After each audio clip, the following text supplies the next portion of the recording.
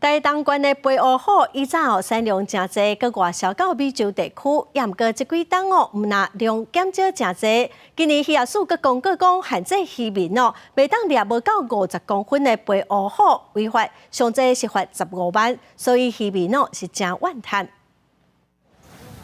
这嘛是龟头岛会有东部海域的季节，台东县不是龟头岛外销美洲地区的产地。不过，这几年渔民掠到的量愈来愈少，随着富冈渔港拍卖市场拍卖的量就真少，一公斤计销60块，比过去一公斤要甲上100块减真多。今年渔业署又搁公告，龟头岛渔业管制措施，50公分以下不准掠，若无会罚3万到15万。渔民讲，龟头岛是用盐素钓法钓的，会钓到偌大只，无法度控制，而且这种限制措施也会造成渔民的收入减少。我问啦，我钓开啦，钓开已经死鱼啊啦，你敢要安怎单钓吗？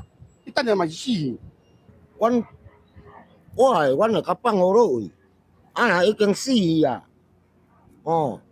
阮是掠转来家己只卖卖啊，安总是会使嘛。渔业署讲，公告这项措施是经过科学的评估，希望渔民卖掠正伫咧大龟头岛，而且最近5年国内掠到的量平均大约有4000吨左右，也算稳定。不过已经有减少的趋势，为了渔业的永续，希望渔民配合。科学评估的学者专家有提供一个数据啊，就是鬼头刀的最小性成熟体长大概介于46到47公分。